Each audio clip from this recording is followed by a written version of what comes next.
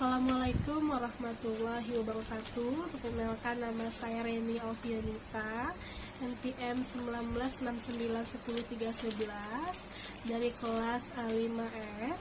Baiklah, saya di sini akan mensimulasikan rencana pelaksanaan pembelajaran dari kelas 5 mata pelajaran IPA tema 1 subtema 1. Baiklah, assalamualaikum anak-anak ibu semuanya.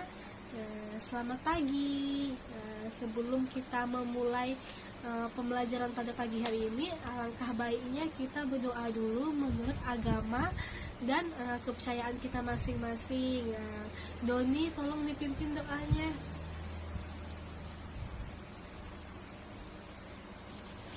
Baiklah,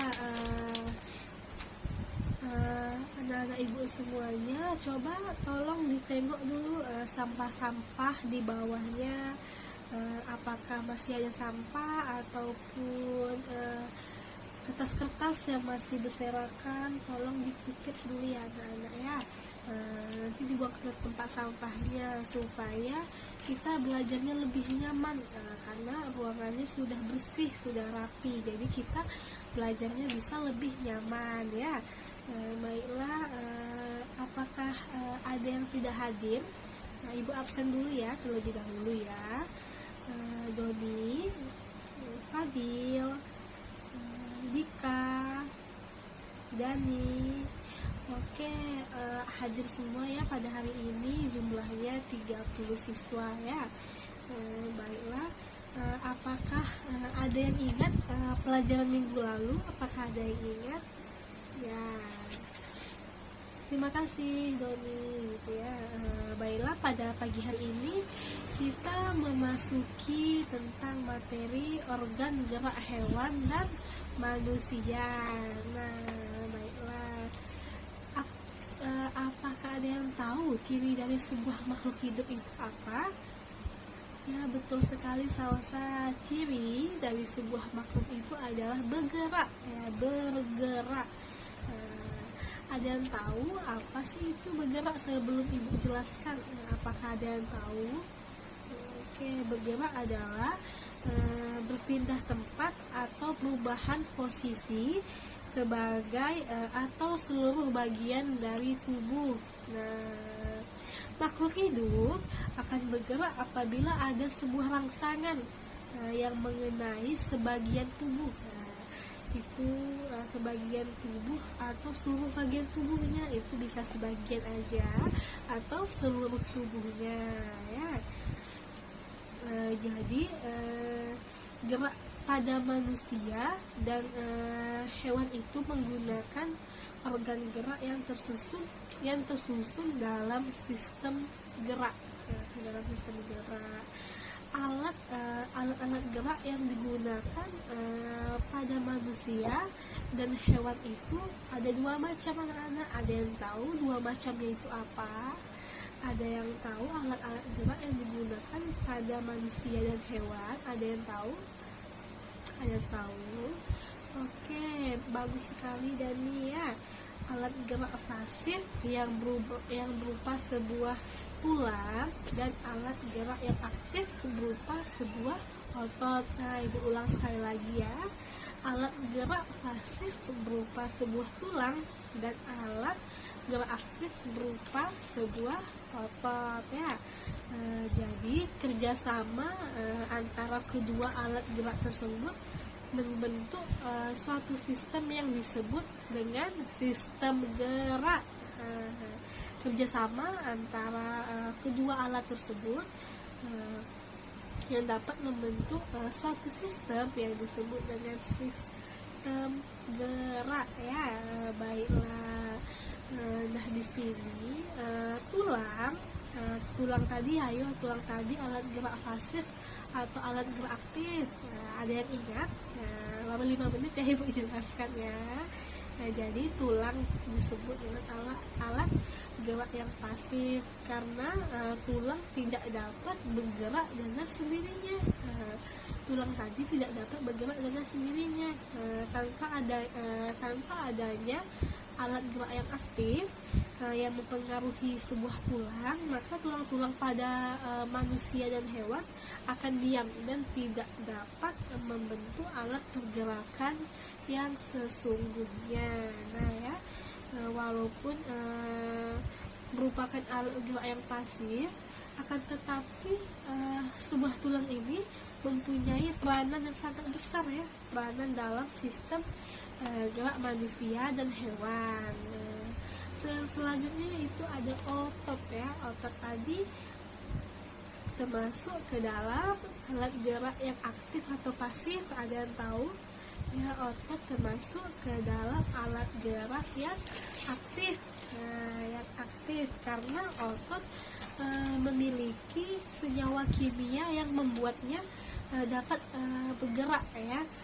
Pada saat otot yang menempel pada tulang bergerak, otot tersebut akan membuat sebuah tulang tersebut bergerak ya. Jadi fungsi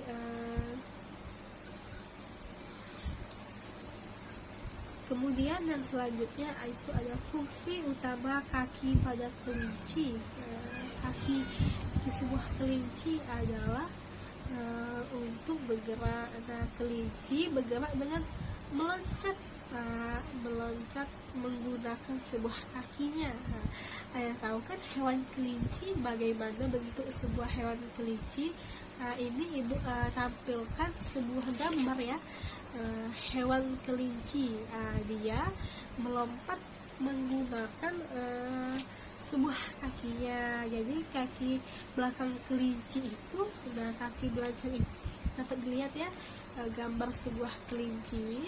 Jadi kaki kelinci lebih kuat dan lebih panjang dibandingkan kaki belakang ini ya, bisa dilihat sebuah gambarnya ya. Nah, nanti kalian perhatikan lagi apabila kalian mempunyai kelinci di rumah atau kelinci punya tetangganya, ya, nanti diperhatikan lagi. Kaki belakang kelinci itu lebih kuat dan lebih panjang dibandingkan dengan kakinya yang di depan. Jadi nanti apabila kalian mempunyai sebuah kelinci atau kelinci punya tetangganya atau punya abang sepupunya atau punya kelinci punya pamannya, jadi coba dilihat lagi ya, kaki belakang kelinci itu lebih kuat dan lebih panjang dibandingkan dengan kaki yang depannya. Nah, yang selanjutnya itu adalah salah satu bentuk tubuh yang paling banyak dimiliki oleh hewan air adalah bentuk rudal. Bentuk tubuh ini memungkinkan ikan tersebut meliuk ya, meliuk ke kiri dan ke kanan gitu. Jadi bentuk tubuh yang seperti ini juga berfungsi untuk mengurangi hambatan pada saat bergerak di dalam sebuah air ya. Jadi ekor dan sirip tersebut yang lebar berfungsi untuk mendorong gerakan ikan di dalam sebuah air ya, anak-anak. Nah, jadi ikan memiliki sebuah gelembung renang dalam tubuhnya berguna untuk mengatur sebuah mengatur gerak dan naik turunnya ya. Nah, selanjutnya anak-anak, ini ada sebuah ikan ya. Ikan ini memiliki susunan otot. Nah, ini ada sebuah gambar ya. Ikan ini memiliki sebuah susunan otot dan tulang belakang yang fleksibel. Jadi gunanya itu untuk mendorong gerakan ekornya di dalam sebuah air ya. Sebagian besar ini ikan menggunakan gerak tubuh ke kanan dan ke kiri bersama dengan sirip ekornya untuk menghasilkan gaya dorongan ke depan ya, gaya dorongan ke depan. Yang selanjutnya itu ikan bergerak dengan sirip samping dan sirip tengah, cocok hidup di sebuah terumpu karang ya. Jenis ikan ini dapat berenang secepat ikan yang menggunakan tubuh dan sirip ekornya ya anak-anak ya. Nah, yang tadi kelinci tadi mempunyai sebuah karakteristik anak-anak. Tadi kan ada kelinci ya, mempunyai karakteristik, yaitu yang pertama itu vertebrata.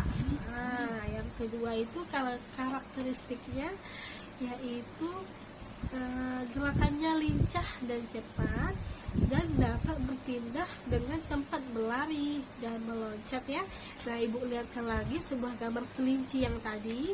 Karakteristiknya itu yang pertama itu vertebrata, yang kedua itu gerakannya itu sangat lincah dan cepat. Nah, yang selanjutnya itu sebuah kelinci ini dapat dia berpindah tempat dengan berlari, berjalan maupun dengan melompat. Nah, selanjutnya ini ada hewan siput ya, ada siput ya.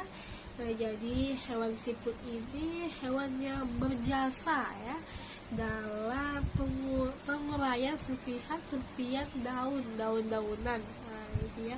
Jadi siput ini anak-anak memiliki pertahanan diri yang baik di dalam beradaptasi dengan lingkungan dan mempertahankan diri dari serangan predatornya. Jadi siput ini memiliki pertahanan diri yang baik ya anak-anak ya.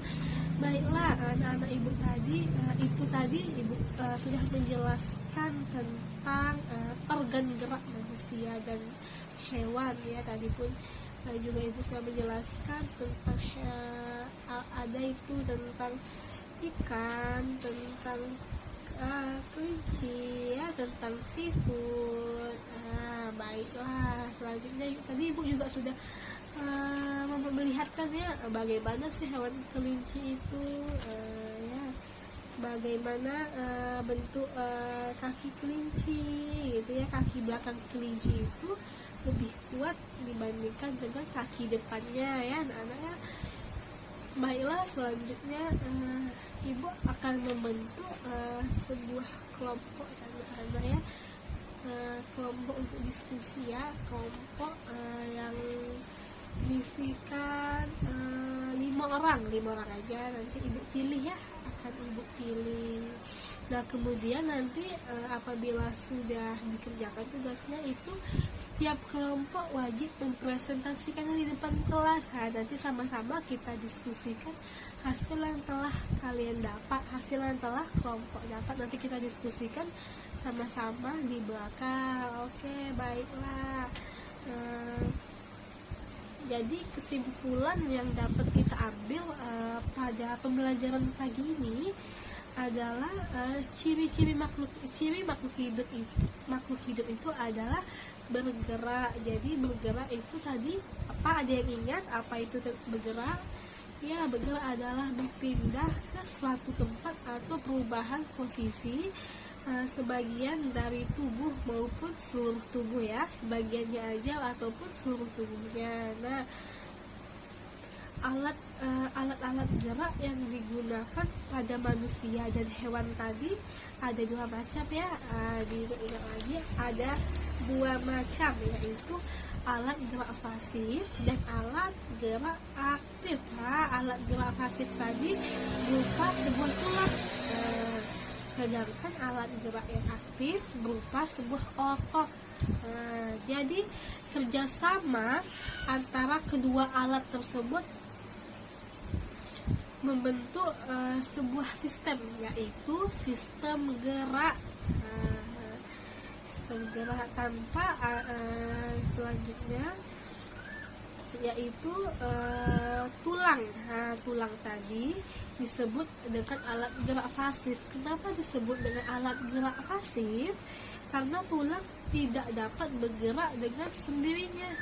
Tulang tanpa adanya alat gerak yang aktif yang mempengaruhi tulang, maka tulang-tulang pada manusia itu, pada tubuh kalian ya, dan hewan akan diam dan tidak dapat membentuk alat pergerakannya yang sesungguhnya. Tuh ya. Kemudian tadi ada sebuah otot ya. Otot disebut dengan alat gerak aktif. Kenapa disebut dengan alat gerak yang aktif? karena otot memiliki suatu senyawa, kimia yang membuatnya dapat bergerak ya. Pada saat otot yang menempel pada tulang bergerak, otot tersebut akan membuat tulang tersebut bergerak ya. Baiklah, itulah tadi kesimpulan yang dapat kita ambil untuk pembelajaran pada pagi hari ini ya anak-anak ya. Baiklah, apakah ada yang ditanyakan atau penjelasan ibu tadi ada yang kurang jelas? Apakah ada yang ditanyakan? Oke, tidak ada ya, berarti sudah paham semua nih tentang pembelajaran kita pada pagi hari ini. Baiklah, cukup sekian yang dapat ibu sampaikan ya. Lebih dan kurang ibunya mohon maaf apabila ada kata-kata ibu tadi yang mungkin salah atau yang mungkin dapat menyinggung perasaan kalian. Ibu mohon maaf. Ibu akhiri dengan wabillahi taufiq wal hidayah. Assalamualaikum warahmatullahi wabarakatuh.